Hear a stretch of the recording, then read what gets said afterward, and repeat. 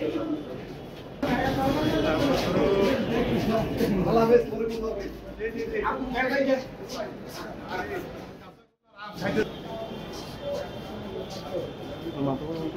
মামলা, ভিত্তিহীন মামলা ওনারা সমানে দায়ের করেছেন।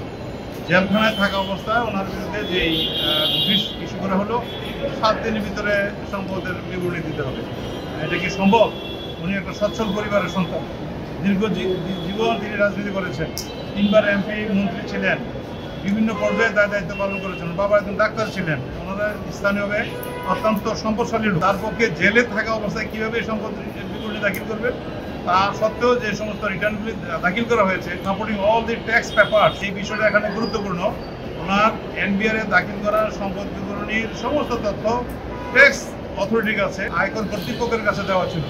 সেই রিটার্নগুলি বিবেচনায় না নিয়ে ওনার বিরুদ্ধে এই মামলাটা দায়ের করা হয়েছিল এবং সেগুলো বিবেচনায় না নিয়ে আবার ফিরে ওই নির্দেশিত হয়ে অভিযোগপত্র দাখিল করা হলো। 2007 সালে এই মামলা দায়ের এবং 3 মাসের মাথায় অভিযোগপত্র। এত দ্রুত বোধহয় কোনো মামলা হয় নাই।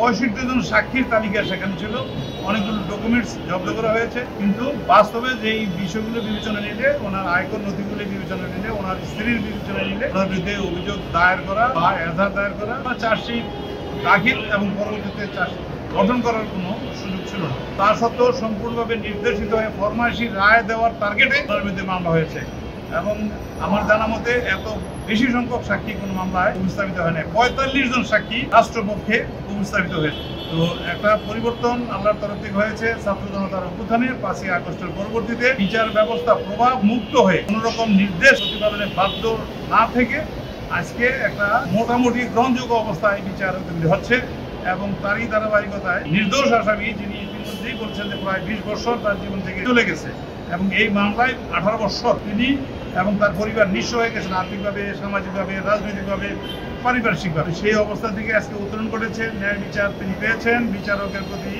আমরা কৃতজ্ঞ এবং স্বাভাবিকভাবেই ন্যায় বিচার এই দেশে আইন অনুযায়ী পরিচালিত হবে এবং প্রতিষ্ঠিত হবে। এইটাই হচ্ছে এই দেশের মানুষের কামনা এবং আমরা বিশ্বাস করি আজকে এই মুহূর্ত থেকে আইনের যে পরিবর্তনগুলো হয়েছে বা আছে, যথাযথ প্রয়োগ যদি হয় তাহলে অকারণে হয়রানিমূলক মামলা হবে না এবং হয়রানির শিকার হবে না। বিচার প্রার্থী সত্যি ন্যায় বিচার পাবে এবং বিচারকরাও স্বাধীনভাবে বিচার নিষ্পত্তি করতে পারবে।